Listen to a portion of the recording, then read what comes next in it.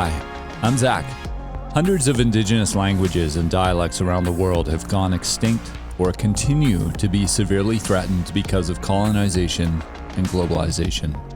My next guest, dala'ogwa Keisha Everson, completed her master's degree last year with a focus on Indigenous language revitalization, planning, and delivery. She teaches an Indigenous language called Kwakwala at North Island College on Vancouver Island in Canada. If you're a regular listener of the podcast, you'll know by now that I'm very passionate about keeping culture alive and thriving. There is so much knowledge hardwired into languages, and learning them is foundational to understanding any culture. dala'ogwa offers her perspectives on language and completely shifts my understanding of the struggles that Indigenous learners and elders are having reclaiming their ancestral language. I think listening to this discussion will help you understand Indigenous perspectives around language more deeply and keep your fire hot. This is dala'ogwa Keisha Everson, Speak to the Land. I'm Zach Whyte, and this is The Ranger Cabin.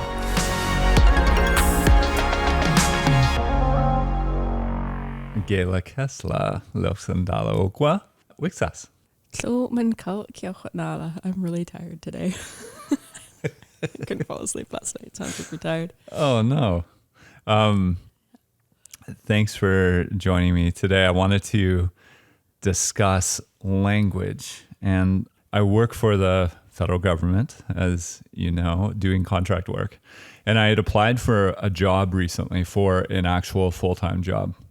On the application, it asks what languages you speak. And I thought this was a really interesting because I all of a sudden got really excited on the application about what possibilities you could put. So I was thinking about, okay, I have some knowledge of some languages and I could put it in.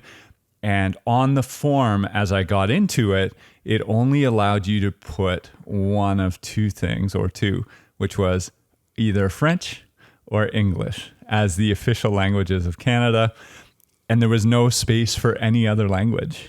Right away, I'm just like looking at it in a big picture kind of way. And when we look at setting up a sovereign state or a country, really fundamentally, that kind of all that stuff has to be bulletproof. It has to be so rock solid that nobody can kind of shift it one way or another at any given time. And we are in an interesting time period where now all of that is thrown up in the air, and we are trying to rebuild Canada with a new perspective. And to me, it's really an exciting time. There's a lot of work to do to fashion a country into the future and what that might look like when we have so many independent nations, potentially 600. To circle it back, language, in delving in the little bit of language that I've done with Kwakwala and with you and your family, has really just opened me up and got me excited actually about what that future Canada can look like. I just wanted to talk to you about that as far as why you're so interested in language first off, and why it's fundamental and important to you. Yeah, that's a really big question. So for me, like, language isn't like such a national big thing. It's really, really personal, really small, but in a really big way. Because I think learning any language, and especially learning an ancestral language, learning the language of your own ancestors, is this really powerful reclaiming that's really big in our own. Everyone has their own big things they do in really small ways. And for me, language really is that.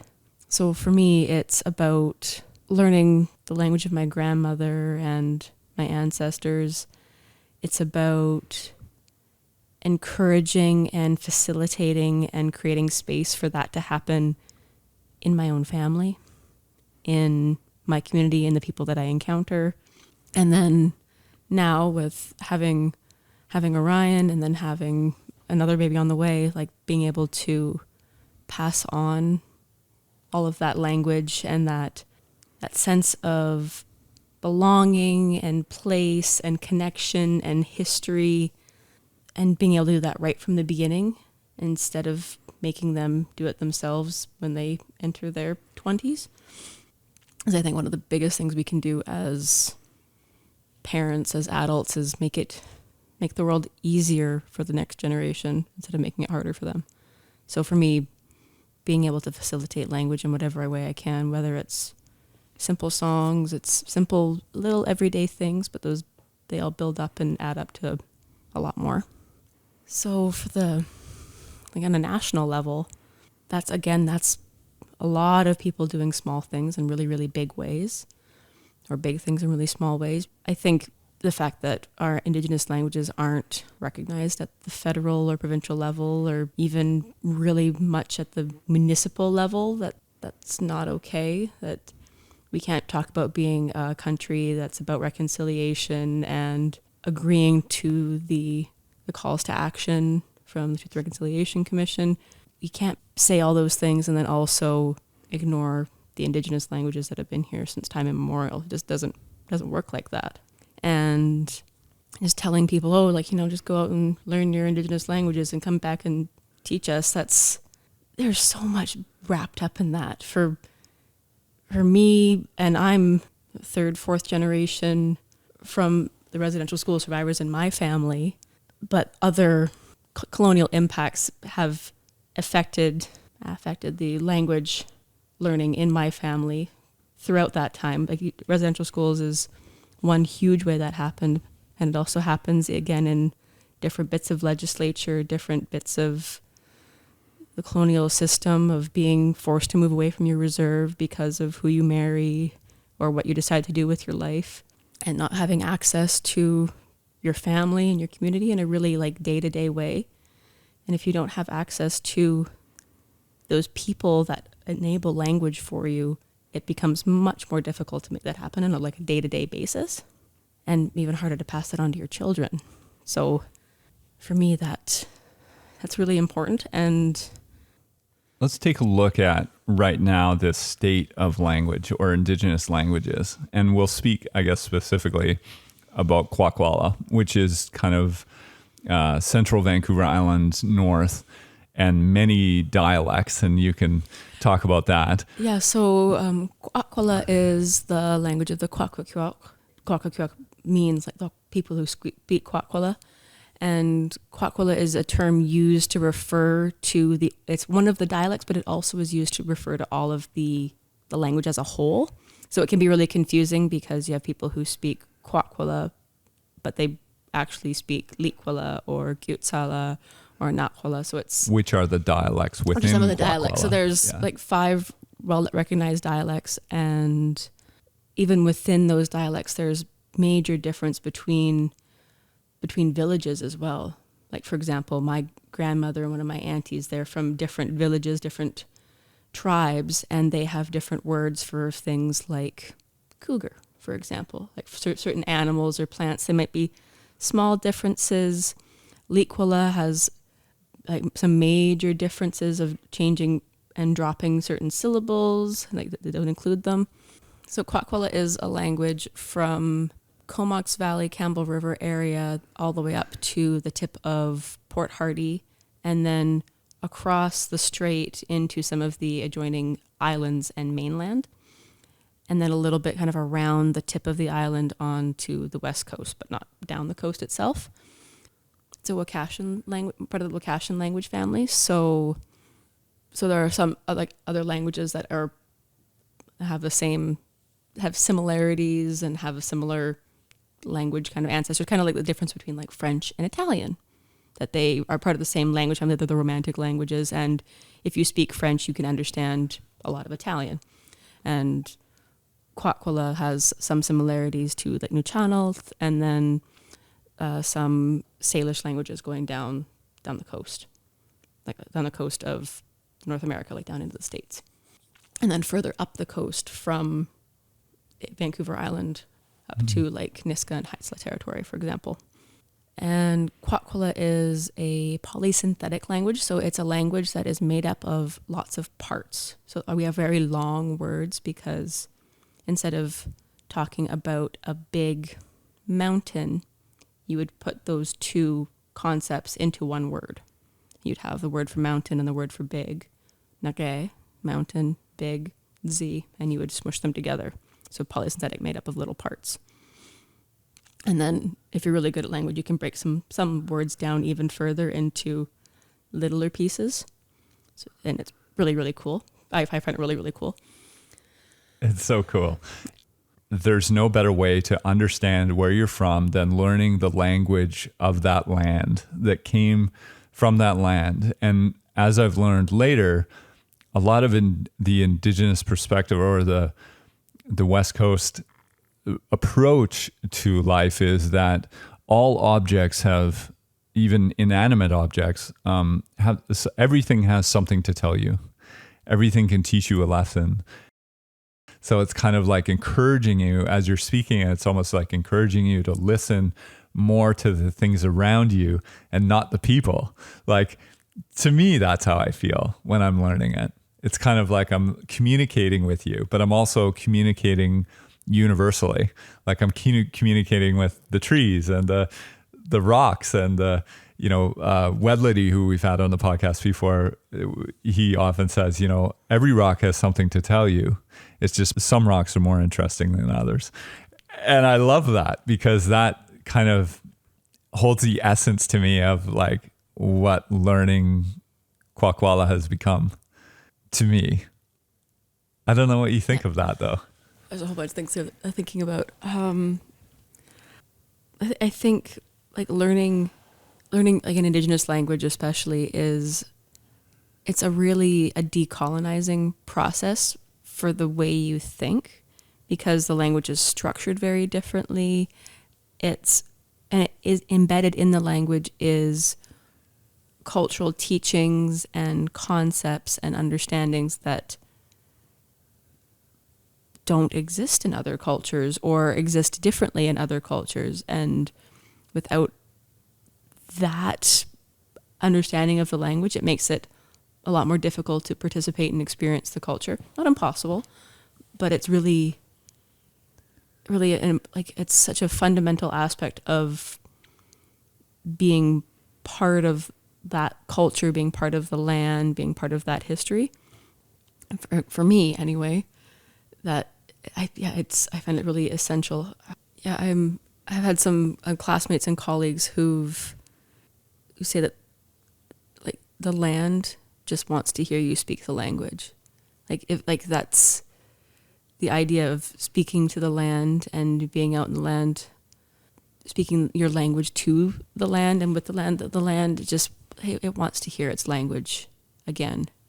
And I love that. And even if it's numbers or weird random body parts or swear words, whatever it is, it's the land that just wants to hear its language again, because we have some lands that haven't heard their ancestral languages for a very long time. And because some of those languages are sleeping, some languages like in this community are sleeping, it might not hear that language again.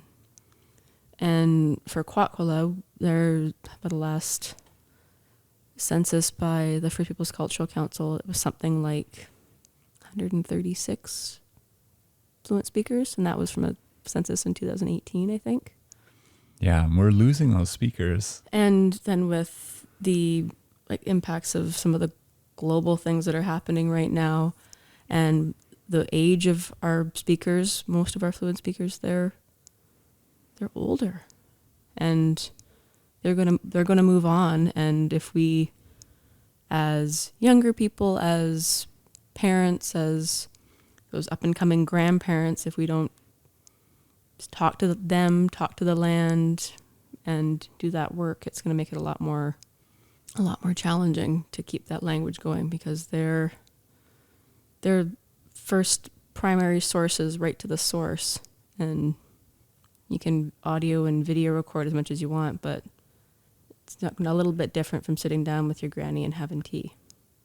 Yes, or sitting outside on the land and being part of the land and doing things that you would do traditionally. So, fishing or smoking fish or weaving cedar bark or harvesting berries or doing these types of beating to beating to some extent. Yeah. And in doing those things, the language is a natural fit. And I think it kind of heightens everything as you're doing those seemingly mundane tasks. All of a sudden, it's like the most exciting thing ever. So I went, for an example, and dug ochre with Charlene Everson. And we're digging up dirt out of the ground. And yet it was like dirt. It was like the most exciting thing ever to me because, we went out at sunrise and just trying things and doing things and then express those ideas in Kwakwala as you're doing it. But it's more like the ceremony and the steps and the process that becomes the exciting thing, even though, we would see that as a mundane task where digging dirt is kind of not an exciting thing to me anyways. But all of a sudden it did become exciting because of these added layers of learning and why we're doing it. And intention, I think, is the biggest part, is kind of living with this intention as you're speaking. It carries you in a different way. You can hold your energy in a different way throughout the day, and that affects everything around you. And I just love that. I really like the idea of bringing language into everyday ceremonial type things. I also really a big part of my research has been in bringing language into the mundane colonized aspects of our life. Like, can I do a diaper change in the language? Can I cook some eggs? Can I talk about what play we're doing at the carpet and having a bath? And it makes those mundane everyday things that feel really far removed from our culture and from our ancestors, it brings those things together in a really lovely way. And that has its own challenges because our language is very, very old and doesn't have some of the words that... Like cartoons on TV. Like watching cartoons on TV, or words like diaper or towel or stove and oven. Like some words are computer. Like some of these words are really lovely, interesting words because they have description and meaning embedded into them, and sometimes have been created or constructed by elders, by speakers over time because they looked different or existed in a different way, or were applying words and concepts to these new colonial objects and activities, and which I think is really, really cool. And it's a really great reclaiming of this new world that we live in. Like, you don't have to go and live in a big house and wear cedar bark to be decolonized. That's not what decolonizing is. It's not about, giving up your Wi-Fi and and right. You're not going to live back at the land. Yeah, you're not trying to travel back in time. Ignorant to what technology has given us. Yeah, exactly. Yeah, not going back in time. There is more of a nostalgia for culture as being a certain way and kind of being from a certain time and returning to old ways.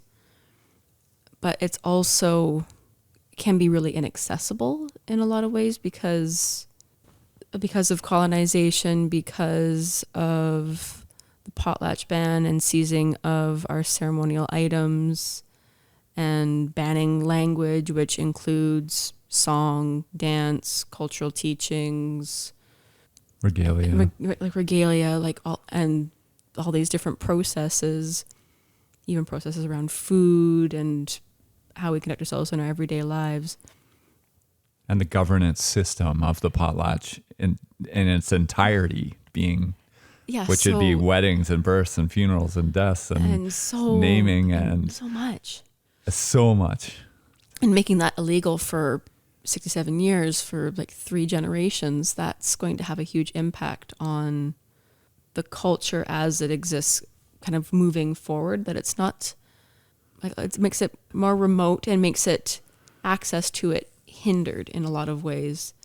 So just even in the past 20 years in my lifetime and my experiences of going to potlatches from like the early to mid 90s is going to look very different from a potlatch that I would go to in the 21st century. In the past like 4 or 5 years, there have been dances and songs and ceremonies rekindled, brought back, discovered, found, reintroduced to a new generation of learners, of speakers, of cultural participants, which is really cool. Like, for example, like the baby naming ceremony we had for Orion when he was Heithlagwila. when he was 10 moons. Like, that is a very old ceremony and wasn't performed regularly for a really long time. And because of cultural champions doing research on their own time, very often unpaid and with lots of pushback from the government and from different various communities, lots of work to bring that back. Not just, okay, what does that ceremony look like? There's song, there's process, there's history and story about why we do this the way that we do it. There's regalia and like cultural items that have to be part of that ceremony. There's people that have to be involved in that ceremony. So there's all these different layers. It's not just, okay, we're going to bring back this one thing. It's the language is a foundational, like essential part to it. Like the name Heithlagwila, the songs that have to be composed in the language to celebrate the entering of a baby into the community in like an official way, the names that have to be given to them, all these different things. Yeah, it's a reclaiming. The word revitalization is great. Sometimes it's kind of like the word reconciliation. They have certain good meanings. So you're like reclaiming culture for your children and then making it easier for them. Like, I didn't experience a Heithlagwila when I was a kid. I didn't see my first Heithlagwila till I was in my 20s. Can you explain to us what a Heithlagwila is? So Heithlagwila is a 10 moon ceremony. So when a baby is born in our culture, we say that they still are attached to the spirit world, and they have one foot in that door. And because of that, they don't receive their first name until they reach 10 moons, not 10 months, 10 moons. And then we have a ceremony for them that acknowledges that they're going to stay here on Earth. So they get a name from the family. Up to that point, I believe in our culture, you were very often named for the village that you came from, and then got like nicknames. And then where you were born, specifically, not so much where you came from. And that's right. Yeah, I think I was told that you were named after the village as the big village. So it'd be the Edzi. So you would be, lovely. Yeah, so you would be the big, pick one. Courtney, for example. Yeah. You'd be the big Courtney. And what I love about that is that they are the leader of the village. So the baby is the leader. So we have a saying that everybody's heard, it takes a village to raise a child. But in Indigenous or in this culture, it's backwards. The baby raises the village. I love that. And I think that's incredibly just on par with everything I've been learning about the language. It's almost opposite in the way of thinking. It really challenges how you kind of approach the day to day. So in the Heithlagwila, tell me about some of the challenges maybe that you had with the language component. So there's a story that goes with the Heithlagwila about it's about thunderbirds specifically. I'm not going to get into the story and into the actual ceremony itself. And then essentially baby goes through a ceremony with elders and representations of the four elements, and everyone else is kind of anointed with some of these elements as well, and is raised up in that way. And then the family appoints cultural guardians for the baby. So usually four guardians who will be responsible for that child's like cultural. That's amazing. That's so cool.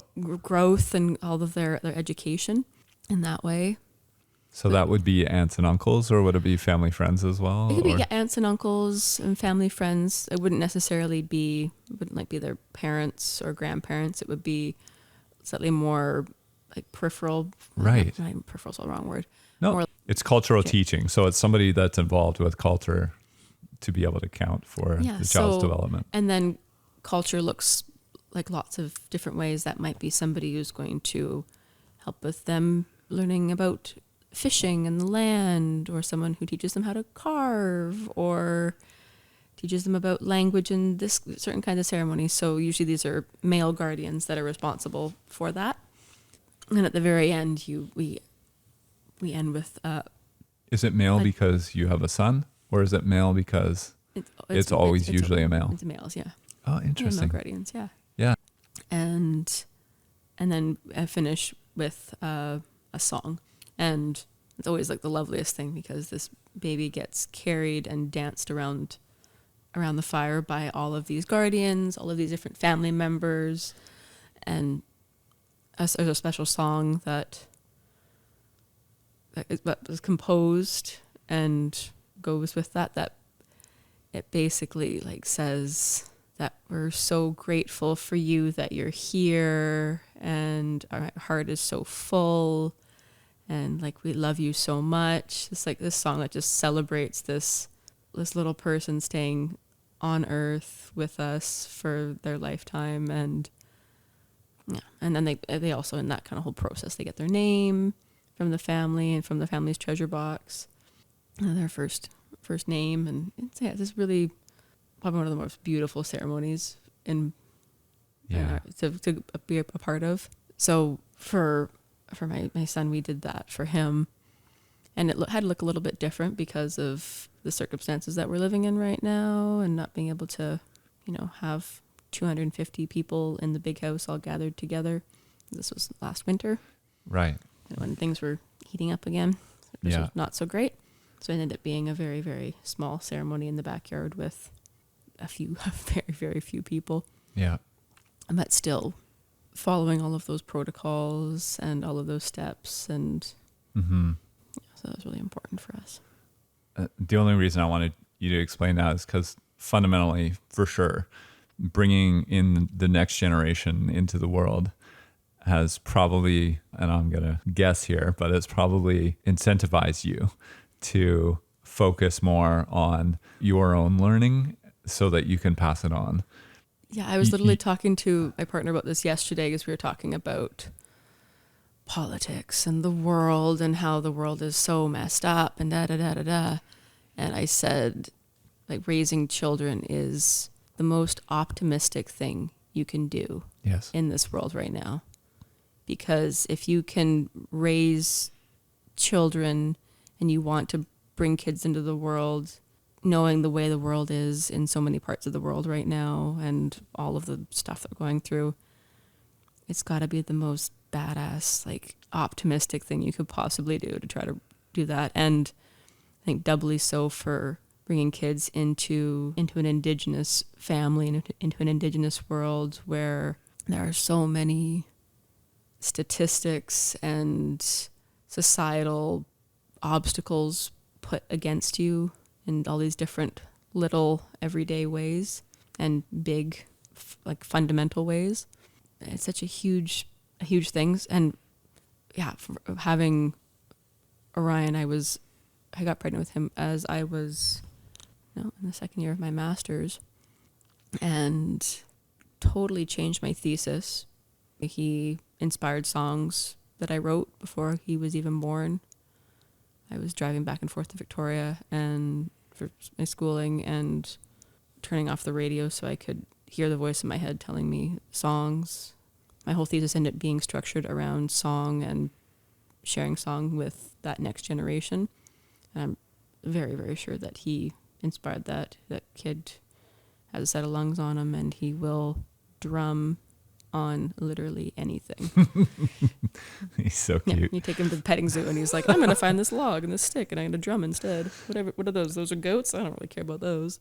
Did you always know you wanted to focus on language? And the reason I ask that is because the opportunity to do that hasn't existed in most universities. I think you can obviously study anything you want, but it hasn't been formalized. Learning in an Indigenous language and then taking that to a graduate level degree hasn't been possible, I think. And it only was formalized, I think, at UBC or something like that last year, wasn't it? Yeah, so for my educational background, I did a few years here at North Island College and ended up at UVic, at University of Victoria. I did my undergrad in English and a minor in Greek and Roman studies. So dope. So much fun. If you like reading Chaucer and a little bit of a Western kind of education. Oh, yeah, it is Western. That's very, very Western. That was my education. It's a very, very classic kind of young woman goes to university kind of thing. Oh, I need to do my English and Greek and Roman studies. After that, I ended up staying at UVic, and I got my Bachelor of Education in teaching English at the secondary level, so high school. Thinking I'm going to be a high school English teacher because some of my high school English teachers were like the most awesome, cool people ever, and they totally changed me as a person. Totally. Because they were, looking back, they were just like these goofy, crotchety, like radicals and super like leftist and all this fun stuff. But yeah, really great people. So I'm going to be an English teacher. And got through this whole program, and basically I hadn't even got my degree yet and finished my practicum, and a friend and a colleague of mine came up to me and was like, I'm going on like a medical leave in the new year, and you should apply for my job. And this person was not a high school English teacher. She's a middle school teacher and created this nationally award-winning program in First Nation studies and like Indigenous studies for the middle school level at the school that she teaches at in Campbell River. Shout out to Dia. And I was like, oh yeah, I'm like, okay, I'll like apply for this job. And I think it was like I applied on Tuesday, I interviewed on Thursday, and I was in her classroom doing like a walkthrough of her day with her and her classes on Friday. Wow. It was crazy because they were really trying to find somebody to cover for her, and it was insane. So I went from high school English to I'm teaching First Nation studies in a middle school in this really fun program and really educational program that she's created. It's so much fun. Spend any time, I know your grandmother speaks fluent Kwakwala. Did you spend time with her speaking, or was it kind of an afterthought, like, oh man, we should do this? It was much more of an everyday thing. It wasn't so much a like, okay, and now we're going to sit down with grandma and we're going to learn some language. It's a thing that grandma would throw in language here and there, and I was exposed to language kind of that way, but it wasn't a formal thing here in SC71. There's no Indigenous language program, nothing. Well, yeah, and there's nothing at the university, so how would it get into our school system? Yeah, and there's like a whole Sorry, that's not fair. It's not nothing. It's happening. It's different, yeah. But it's not formalized. It hasn't been formalized kind of until last year, in my understanding. Maybe. I'm not quite familiar with UBC's program. Yeah, I think they were lauded as introducing the first master's degree for Indigenous language. Oh, that's awesome. Like for a specific, that's pretty cool. Yeah. And I think it was a bit of a race, but they were the first to do it. And now, other universities are coming on board with similar programs. That's so awesome, because I, after a few years of teaching, ended up doing my master's at University of Victoria in Indigenous language revitalization. So not in an Indigenous language, but in revitalizing language, which can look like a lot of things. It doesn't necessarily look like, me actively like teaching language. It can look like language plan building at the community level. It can look like working with like the federally appointed like local government. It can look like lots of different things. It doesn't necessarily look like me teaching language in a classroom. It could look like policy building. It can look like working towards language nests, like creating places for like babies and really young children to be immersed in language, which exists throughout the Kwakwaka'wakw territory. There's a few in Campbell River, and then further up north as well, like Alert Bay and Port Hardy and Zachis, which is super awesome and really cool. Like a little bit is being able to learn language right from the beginning with with elders and with their parents, and it's really beautiful immersive experience. And so the whole master's was all about how you can go about revitalization, and then looking at not just like in BC, but looking nationally, and then looking globally at, there's 6,000 Indigenous languages throughout the world, and looking at the efforts in a very holistic way. That's very high level scope that you're looking at. Really amazing, inspiring programs, like looking in a lot of detail at like the program a lot of the programs that are like language nest ideas are based on, like in Hawaii, like they have these amazing schools and like language nests, and again, like you can do your PhD in Hawaiian, right? Like in the language. Yes. And like the same thing, like New Zealand has similar programs. Like you can do like present and defend your thesis in language. That's deadly. Which is pretty amazing.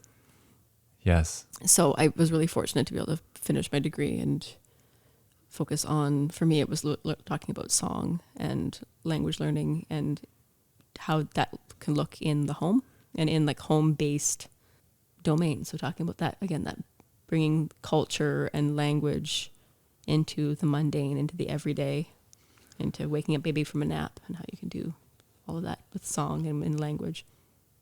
Kind of do a little reclaiming that way. So after you finish your master's degree, do you now teach at North Island College?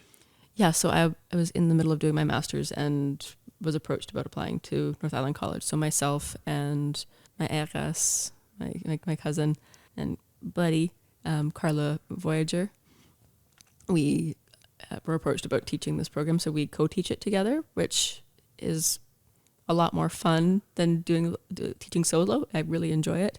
And then we work with Carla's granny, Evelyn Voyager. Yes, who's just she's lovely lady. She's amazing. She's so great. We try to make it fun and as like stress-free as possible, because like learning Indigenous language, learning your own Indigenous language, there's a lot of feelings kind of embedded in that. Right. There's all these feelings of guilt and shame and anger. Like, why am I having to learn this in my 20s, 30s, 40s, 50s as an adult? Oh. Because I should have been able to learn this from infancy. Right. And through no fault of my own, I wasn't able to, and now I have to learn this at a college class, and that's crap, basically. So we have really frank conversation at the beginning that it's normal to have those kinds of feelings, and I help people kind of work through that a little bit. So we try to really caution people that like it could bring up some stuff for you, and that's okay, and that's normal, and like honor your process, like practice self-care, take care of yourself, talk to people in your family and your personal like community that can help you with that, like, if you have them. That's fascinating, because I never would have thought that. It's like if I want to go and learn Spanish, I have a little bit of Spanish. If I wanted to go and get a Duolingo app and go deeper into Spanish, take an online course or whatever, there's no I don't have any attachment to that. If I suck at it, I don't have any attachment to my sense of self doesn't get damaged because I suck at learning Spanish or Greek or whatever. Yeah, but it's if kind of a I'm learning Kwakwala and I can't differentiate between some of the consonant sounds, I'm struggling with my pronunciation, I can't remember things very well, that's a harder thing to process. And for me, I'm a little bit further removed from residential schools and from some of those traumas than some of my cousins and some of my relatives, but that are first and second generation residential school survivors. They have a lot more to unpack with that. Like, I haven't actively been told don't speak that language in my lifetime. I've never had someone tell me don't speak Kwakwala. I'm really fortunate. Yes. Whereas we have people that come into our class that some of them, they're silent speakers, meaning they can hear and understand a lot of the language, but don't speak it, can't speak it for various reasons. We call them silent speakers. So they come into the class, like, they'll share, like, this was my first language. I grew up speaking this, and then something happened, whether it was residential schools or we had to move to this, to the city, or, and then now I don't speak my language. And that's really hard for a lot of people to be coming into a classroom and having to relearn your birthright. Wow. That's so heavy. I've never thought of it that way. And then they're sitting in the classroom with non-Indigenous classmates who are just like, yeah, I'm super excited and I just want to be here and I want to learn and want to be part of it. And it's like, you got to balance this like uber excitement, which as Indigenous people we still have as well. Like, I love learning my language and it gets me super excited a lot of the time. But there's also that heaviness. You have to balance that heaviness with that like light and excited. So we really, Carla and I really try hard to create a community, create a family, and then try to do this right now, like online, which we've been doing for over a year. It's definitely a bit more of a process than trying to do that online is a kind of its whole other thing, because you can't, hug someone if they're getting emotional. What do people like as they start playing? I mean, the real challenge to me as well about Indigenous languages is just finding access to people that also speak and are excited about it and are also learning, because I know in my household, like, nobody's floating that ship except me. And so it's like really difficult to find people. I mean, like you said, Duolingo, there's all these tools. There's like fluent speakers. You can fly to Spain if you wanted and speak it, or immerse yourself in Spanish. Whereas here, it's really difficult. And to some degrees, you mentioned the shame, you mentioned a lot of the feelings that come with the language. And when elders are speaking the language, it's almost exhausting, maybe to that degree. They've been told not to speak for the first half of their life. And then the second half, they're trying to reclaim it, like you're saying. And there's like all that emotional baggage that comes along with it. What do you think about a guy like me speaking an Indigenous language, and why is it important for other people to have a look at it and understand it? Or is it more like, because I'm always looking at it from a volume perspective, like let's keep this thing alive, but maybe it's more personal to you. Yeah. So I love like anybody wanting and being excited to learn language. Like any language, like learning any second, third, fourth language, I think that's an amazing undertaking to do, because you're rewiring your brain to think in a different culture, in a different way, which is really amazing and fun. And for Indigenous languages, it's a little more tricky than jumping into like French or Spanish, because there's a finite number of speakers. There's like kind of that access to resources, that there's lots on the internet. You've got First Voices, there's amazing YouTube channels from educators and programs all up and down the island. And that shouldn't like anybody can go on the internet and find those and access those, which is great. I guess learning an Indigenous language is great as long as you're not getting in the way of an Indigenous person learning their own language.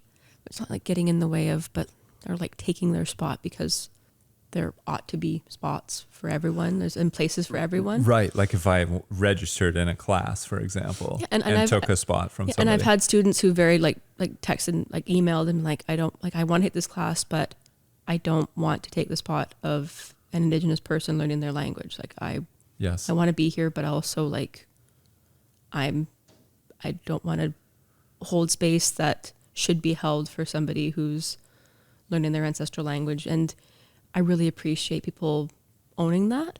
Yeah. And our classes, like, to be really fair, like they're probably like a 60-40 split, like Indigenous to non-Indigenous, I'd say, at least. Oh, wow. Okay. Or maybe even higher than that. 70-30, somewhere in there. I haven't actually done the math much. Mm-hmm. But so we still have a really high Indigenous component to our classes, and have people that they've taken the class since the beginning and they just keep taking it and learning more from it, Indigenous and non-Indigenous. Right. There's a limited amount of resources out there and access at the moment. And you're just saying like we need to be conscious of that. But also like what about building capacity? Like that's the big thing, right? Yeah. So we have like Campbell River, SC72, they have at Ripple Rock Elementary a Likwila, Kwakwila stream kindergarten class, and are working on building capacity for as those kids move into grade 1, grade 2, etc., like giving them a place to continue to learn school in Kwakwila and Likwila. And to my knowledge, that is open to any student who wants to take that course and be in that program. Like you probably will have a lot more Indigenous representation there, but you will still have kids and students from families that genuinely want their kids to grow up speaking and hearing the language of the land, because there's a very lovely, holistic, and grounded way of thinking that comes with the language and knowing that. Yeah, so if we build more capacity, like if we want to talk the big talk of being a country that's about multiculturalism and reconciliation and owning like the United Nations Declaration on the Rights of Indigenous Peoples, which includes language. Which we have adopted. We were like one of the last ones to do it because we knew exactly what it meant if we did adopt it, but they did adopt it, so you have to... Here we go. You have to kind of own that, and it's really challenging. Yeah, it's incredibly challenging. And especially here in BC, like across Canada, you have, how does it work out again? 60 Indigenous languages, and 40 of them are in BC. Something like that. My number is probably not quite perfect, but that kind of ratio. Yeah, and like hundreds which have disappeared, I'm sure, or hundreds of like lots of dialects have disappeared. Dialects, just here in the Comox Valley, the language spoken here for a very long time was Pentlatch. Yes. The Puntledge River is named after the Pentlatch people, and the Pentlatch were like very slowly intermarried with and then eradicated, intermarried with the Comox, and the last kind of surviving members, and the language hasn't been spoken in going on almost 100 years now, 75 years. Right. And then there was a Comox language. And then the Comox dialect of Ayajutham, so we call it, in lots of historical documents, it's known as Comox or Island Comox. And today, the language still exists in Powell River and up into some of the islands around Quadra. Not Quadra itself, or Cortez, like Cortez and further from there. So the language exists, but the Comox Valley, the Comoxa dialect, isn't spoken anymore. The last person who spoke that was my great-grandfather's sister. And she passed in the 90s, late 90s. That's just like two examples from one community. If you go to many other communities, there's very similar stories. And just because the language still exists, like to what degree, how much, to what degree is the language still being spoken? like you can have someone be fluent in a language. I am fluent in English. But if you ask me a question about what's under the hood of my car, I'm not going to be able to tell you a whole lot about what those things are. I don't know those words for those things. If the owner's manual got destroyed and I was the only person who spoke English and someone came up to me and asked me to tell what was under the hood of the car in my language, I probably couldn't tell you because I'm not an expert in my car and what's under the hood of my car. So now we like apply that kind of concept to Indigenous languages. Like you can't go to an elder and ask really specific questions about certain animals or certain ocean things. Like if that elder doesn't walk on the beach very often or see these creatures, they may not still have some of that language. If they aren't a fisherman, they're not going to have some of that fishing language to the same extent that a fisherman who is a speaker would. Right. And it's like, and this happens like every generation. Yes. If you learn very specific kinds of language from your aunts and uncles and parents and grandparents, and you pass it on to your kids, there could be some language that someone else who went to residential school and lost a lot of that language, they're not passing that language on, and that language is lost to time. It's harder to reclaim. Kwakwala is very fortunate because we've had a number of anthropologists come through and do a lot of documentation and recording and preserving. He's preserving very specifically because they're recorded words and concepts from a very specific time. Specifically talking about like Franz Boas working with George Hunt, one of my ancestors, and amazing amounts of work. So volumes of work. Volumes of work. I wrote like over 50 books or so. He wrote tremendous. So much stuff, like volumes and papers and amazing amounts of work. And George Hunt was instrumental in that. He couldn't have done it without him because he was his man on the ground. And so we're very fortunate, but there are other languages that didn't have that kind of documentation, not just of like words and cultural teachings and concepts, and like video documentation. We have video documentation of dances and potlatches and masks and games and different things. Other communities, their experiences look very different. Right. So, yeah, So a lot of people get frustrated, I think, when you look at the language because it's a phonetic, it's a spoken language. It was never documented in writing necessarily. The alphabet that was used was, our 26 character alphabet in English doesn't even come close to so the first getting all the sounds. Yeah. And so you have to create an alphabet for those sounds. And then you have to learn what each of those letters, and then it gets even more complicated because those letters how they interact. Like I'm thinking of like akyala, which is like a K and an A with an underline, makes kind of this, it's got this flowy kind of Y sound to it, almost like a akyala, how it just kind of like comes out. So there's interactions that way, just like English, like in language, but to look at it is so intimidating, and in a phonetic, when it's written out phonetically, how do you, I guess you just overcome that with volume and just doing it. Yeah, so we teach, Carla and I have taught 3 different courses at North Island College. So the 2 of them, KWA 096 and 097, those are intro courses, and you can take either of them in any kind of order. And those courses, we really focus on the hearing, the speaking, like let's get you exposed to a bunch of language and get you like playing some games, learning some language, doing some stuff. And the written is, we'll go through the alphabet and we'll kind of give you, here's some like resources that you can access, but we don't dive into the alphabet too terribly much. We kind of do more of an overview, and then, it's more like that exposure, and you kind of get used to it. And we might kind of explain a few different simple concepts, and like that invisible Y sound in akila, like there's like a little Y in there, and where's that Y sound coming from? Yeah. Yeah.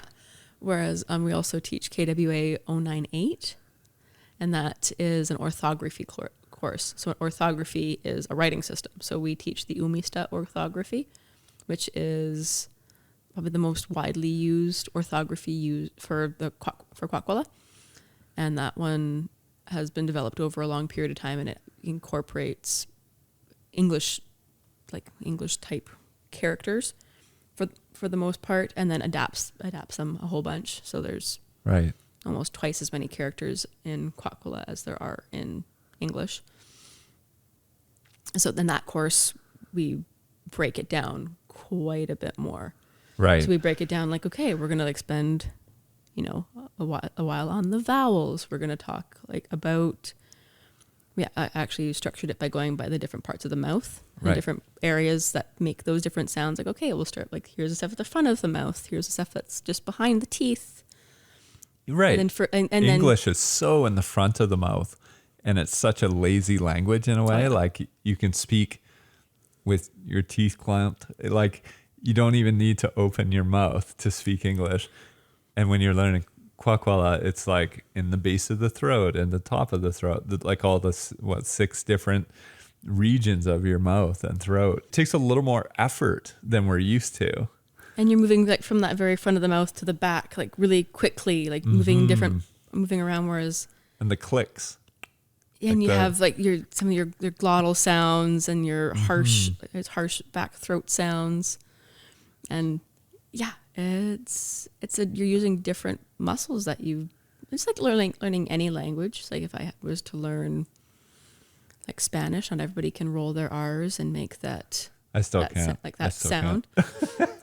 Same kind of concept.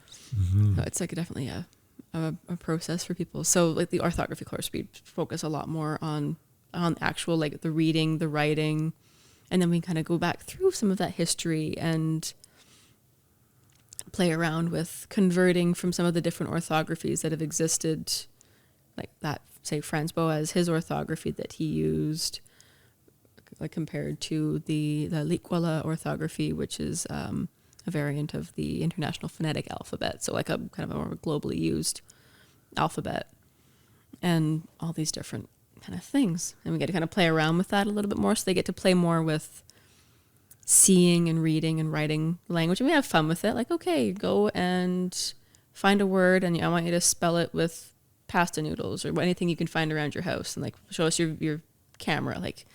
Have fun with forming words, and gets people thinking about there's that underline there and these little commas between letters that indicate, or not commas, apostrophes that indicate pauses between sounds. And it kind of gets you not just seeing the word as a whole, but actually seeing each letter and all the different pieces of it. Because if you drop an underline or an apostrophe, suddenly you have a totally different word. That's right. And you could be the difference between being someone's friend or being someone's enemy, for example. Oh, wow. That's major. Not quite. But being Get understood, crazy. being understood and being very, very misunderstood and possibly made fun of. I would love to see more Kwakwala, more Indigenous languages spoken in classrooms. Talking to the kids in your life and their teachers, their educators, the administrators, and board of trustees, all those people that make some of those big decisions, and ask why isn't Kwakwala or Comox or an Indigenous language offered here in our school? Why are my kids not hearing it in their classrooms? Because that's all on teachers, if they want to include any language or not. So kind of putting a little bit of pressure on them, write a letter to somebody and ask them why is our Indigenous languages not being taught in our schools, in the school district, and doing the same thing with our MPs and our MLAs, asking why Indigenous languages are so grossly underfunded in comparison to English programming or French programming. Because right now, it's, especially when you're spreading that that money out across 40 different languages, and BC it's like 125 different nations. I think that's sure, $4 million sounds like a lot until you divide it by 125, and that's not a whole lot of money. That's not even enough money to pay a teacher for a semester to do anything, let alone to buy supplies, get certified, have a place to work together, build resources. I'm just getting way more into it. Like I totally want to like surround myself in it all the time because it's just it's so fun. It's so enriching. It really brings people together. Like it's really brings the family together, and it brings all the friends together, and kind of gives a universal theme. Like you're just doing cultural things. And I think there's a lot of good energy wrapped in that, and supporting each other, and it's so fun. I don't know. I just love it. And you've been instrumental in that, and I want to thank you. Thank you. One really, really easy thing. A word I'm going to teach you. I'm going to teach you one word. Dala'ogwa. That's thank you. And I encourage you to go out and find a tree and just give that tree a hug and just say dala'ogwa. Go talk to the land and just give it a hug, and let that tree hear a little bit of an Indigenous language that it might not have heard in a long time. That's a super, super easy thing to do. Also, babies and animals, they will never judge you for getting the pronunciation wrong. They're a good audience. They're a really great audience.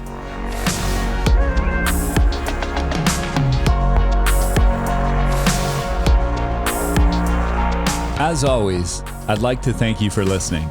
Be sure to subscribe and comment on social media at The Ranger Cabin on Facebook, Instagram, and Twitter. Be sure to check out a language project that Keisha and a bunch of us are working on at Wigakinjiakintalape and kumagwe.ca. I'll put some links for you in the show notes down below that you can also find at therangercabin.com. If you'd like to explore Kwakwala, there are some great resources on YouTube and some really cool language packages available at Umista Cultural Society. Again, I'll put the links down below in the show notes. Until next time, keep your fire hot and speak your Indigenous languages to the land. I'm Zach Whyte, and this is The Ranger Cabin.